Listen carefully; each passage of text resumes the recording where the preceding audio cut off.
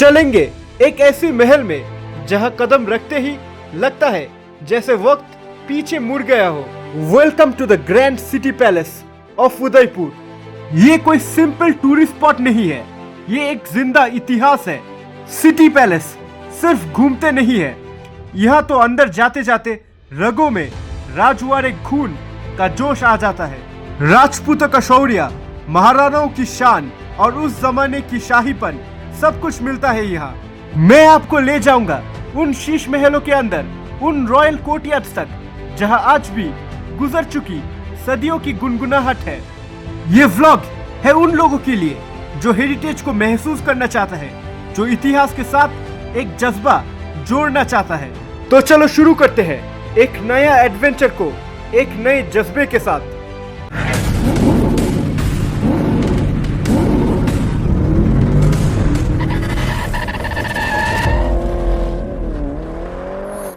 दोपहर का 11:30 बज चुका है और हम फतेहसागर लेक में कुछ पल बिताकर पहुंच गए उदयपुर की सिटी पैलेस।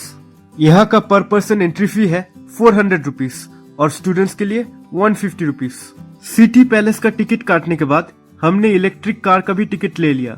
तो पैलेस 1 किलोमीटर दूर है, हम लोग जाएंगे। ये ऐसा एक गाड़ी आएगा, उससे चलेंगे हम लोग। ये इलेक्ट्रिक बस का रेट है 50 रुपीज पर पर्सन, जो हमें सिटी पैलेस के एंट्रेंस तक लेकर जाएगा। हमने अपना गाड़ी को सिटी पैलेस के अंदर पार्किंग नहीं किया क्योंकि पार्किंग फी 350 रुपए था, जो कि बहुत ही ज्यादा कॉस्टली है। तो डैड हमें टिकट काउंटर तक ड्रॉप करके गाड़ी को बाहर पार्किंग किया। तो चलो फिर राइड का मजा लेते हैं। राइड के दौरान हमें लेक पिचोला का व्यू मिला, वो भी एकदम पास से, और उसके बीच में जो व्हाइट स्ट्रक्चर दिख रहा है वो है लेक पैलेस। ये इलेक्ट्रिक कार को मैं टॉय ट्रेन कहूँ या टॉय बस, पर जो भी है इसका सफर करना बहुत ही डिलाइटफुल है।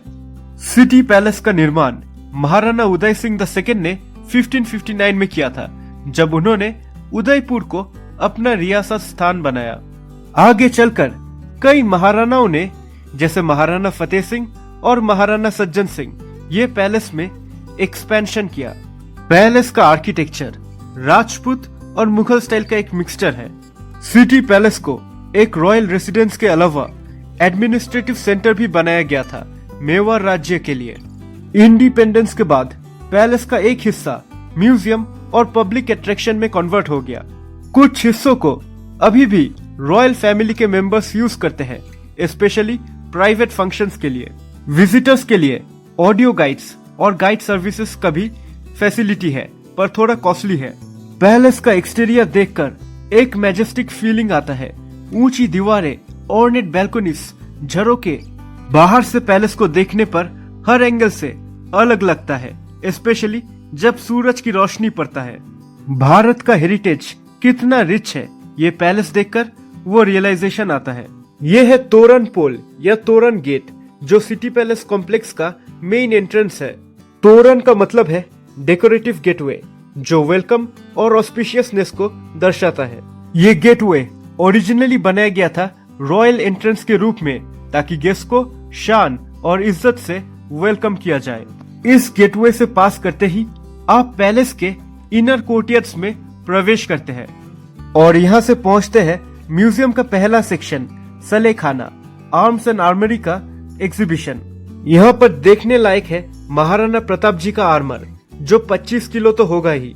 आर्मर के साथ साथ देखने को मिलता है उनके तलवारें, ढाल, भाले, जो बैटल में यूज किया गया था, और उनका सबसे वफादार घोड़ा चेतक का भी आर्मर है यहाँ पर। महाराणा प्रताप जी का सिटी पैलेस से रिलेशन इस तरह है कि उनकी डायनेस्टी यही मेवाड़ राजवंश से बिलोंग करता था। उनकी कहानियों और आर्टिफैक्ट से पैलेस डीपली कनेक्टेड है। ये सलेखाना एक एग्जीबिशन हॉल जैसा है, जहां रॉयल वेपन्स, आर्मरीज और आर्म्स डिस्प्ले किया गया है। यहाँ पर देखने को मिलता है swords, shields, daggers, muskets, ceremonial arms, armour plates और हेलमेट्स भी। डिस्प्ले किया गया हथियार अलग अलग सेक्शंस में डिवाइड किया गया है, जैसे पौराणिक हथियार, राजाओं के हथियार और मॉडर्न हथियार भी यहाँ पर है, जैसे गन्स। लाइटिंग और ग्लास के केसिंग ने डिस्प्ले पीसेस को प्रोटेक्ट करते हुए उनकी ब्यूटी को और भी एनहेंस कर दिया। मर्दाना महल हिस्टोरिकली शाही लड़कों और राजकुमारों का क्वार्टर्स हुआ करता था। बाहर देखने को मिला महाराणा संगा जी का स्टैचू, जो मेवाड़ डायनेस्टी के एक वीर राजा थे। 16वीं सदी में मुगलों और लोदियों के अगेंस्ट कई युद्ध लड़ा। फिर हम पहुंचे गणेश चौक, जहां पर भगवान गणेश जी का मंदिर और मूर्ति भी है, क्योंकि भगवान गणेश जी को ऑस्पिशियसनेस और प्रोटेक्शन का सिंबल माना जाता है। गणेश देवड़ी गेटवे से निकलकर हम पहुंचे पैलेस के इनर सेक्शन में, जहां से लोग पैलेस का दरबार हॉल या प्राइवेट क्वार्टर्स तक पहुंच सकते हैं। पैलेस के कुछ हॉल्स में महाराणा प्रताप के लाइफ का इम्पोर्टेंट सीन्स डिस्प्ले किया गया है, जैसे ये बैटल ऑफ हल्दी घाटी, और ये है जब महाराणा प्रताप जी बीकानेर की राजा पृथ्वीराज के लेटर का रिप्लाई दे रहा था। यहाँ पर उनके जिंदगी के सारे इम्पोर्टेंट इवेंट्स का पेंटिंग बनाकर रखा गया है। उनके साहस और युद्ध करने का तरीका सबके बारे में लिखा गया है। बहलोल खान को बीच में से काट देना हो या मान सिंह के साथ लड़ाई करना, या चेतक घोड़े का बलिदान, हल्दी घाटी के पवित्र मिट्टी के साथ यहाँ पर सब कुछ मिलेगा। यहाँ पर रखे सारे चीजों से हम इमोशनली कनेक्ट कर रहे थे। हर एक आइटम हमने जो देखा किसी राजा, किसी युद्ध या किसी राजनीति का हिस्सा हुआ करता था। यहाँ के कॉरिडोर्स पर हमने एक पल के लिए रुककर सोचा कि ये चीजें सदियों से सरवाइव हुई है। यहाँ हम पैलेस देखने को आए थे, पर उसके साथ साथ एक हिस्ट्री का म्यूजियम भी मिल गया। लेकिन ये ब्लेंड में एक चार्म भी है, पैलेस की दीवारों में छुपी हुई कहानियां। हम पैलेस के अलग अलग हॉल्स, कोर्टयार्ड्स, टेरेसेस, झरोके, मिरर रूम्स, गैलरीज सब देखते हुए आगे चल रहे थे। यहाँ एक आर्टिस्ट चारकोल पोर्ट्रेट ड्रॉ कर रहा था। कॉस्टिंग है 600 रुपीज पर पर्सन। हर एक मोड़ पर हमें कुछ नया देखने को मिल रहा था, जैसे ornate Windows, curve pillars, fountains, balcony से व्यू। और फिर हम पहुंचे दिलकुशा महल में, जो महाराणा करण सिंह ने बनाया था। ये महल के इंटीरियर में decorative ceiling, mirror work, ornate windows और आर्चेस देखने को मिलता है। ये महल के कमरों में royal artefacts, portraits, furniture pieces display किया गया था। यहाँ पर आते ही एक कोजी और रॉयल एम्बियंस फील हुआ। हम यहाँ पर थोड़ी देर खड़े होकर सराउंडिंग्स को एब्जॉर्ब किए, जैसे वॉल्स, सीलिंग्स, डेकोरेशंस, सब कुछ। थोड़ा क्राउडेड होने के बावजूद हम एक पीसफुल मोमेंट में खो गए। हमने सोचा कि अगर हमें एक रात रुकने को मिलता ये पैलेस में, तो कितना सपनों से भरा एक्सपीरियंस होता। फिर यहाँ से निकलकर हमें मिला एक एक्स्ट्रावेगेंट हॉल, जो प्राइवेट गैदरिंग के लिए यूज किया जाता था। यह है मोती महल। मोती महल देखने के बाद हम पहुंचे एक बेहद खूबसूरत लाइट ब्लू कलर्ड रूम में, जिसे भीम विलास बोला जाता है, जो महाराणा भीम सिंह ने बनाया था। ये रूम के दीवारें और ceiling light blue palette, delicate motifs और डेकोरेटिव एलिमेंट के साथ सजाया गया है। ये रूम पर एक बहुत ही काम और सूथिंग ऑरा फील हुआ। यहाँ की विंडोज से बाहर की व्यू बेहद खूबसूरत था। पूरा पैलेस का आंगन का एक पैनोरामिक व्यू मिल रहा था। पैलेस के कुछ रूम्स और कॉरिडोर्स में हिस्टोरिकल एलिमेंट्स जैसे फ्रेस्कोस, पुराने paintings, artefacts, engraved pillars, ceiling motifs, decorative arches, मतलब हर एंगल से कुछ न कुछ नया देखने को मिल रहा था। फिर यहाँ का एस्थेटिक्स एंजॉय करते करते हम पहुंचे मोर चौक। ये मोर चौक एक कोर्टयार्ड जैसा है, जहाँ मोर या पीकॉक्स की डेकोरेटिव मोटिव्स, पेंटिंग्स और जाली वर्क ज्यादा नजर आते हैं। ये चौक के दीवारों और सीलिंग्स पर पीकॉक थीम, वाइब्रेंट कलर्स और मोज़ेक के काम देखने को मिलता है। और इसके बाद आएगा ज़ेनाना महल या रानियों का पैलेस। ज़ेनाना महल दरअसल रानियों का क्वार्टर हुआ करती थी, और पहला स्पॉट यहाँ पर है ब्रज विलास। ये ब्रज विलास में श्री कृष्ण की मूर्ति, उनकी पूजा का जगह, उनके तस्वीरें देख रहा हूँ। शायद रानिया यहाँ पर पूजा करने के लिए आता होगा, या अपना लेजर वक्त बिताने के लिए भी आ सकते हैं।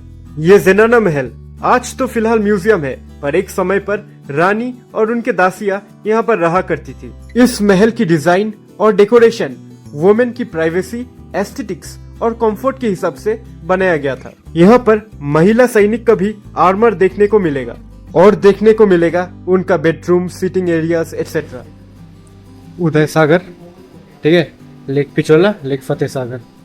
पैलेस के कुछ हिस्सों में म्यूजियम स्टाइल डिस्प्लेस है, जैसे ये सिटी पैलेस का मॉडल जो सालों से कैसे इवॉल्व होते आ रहा है।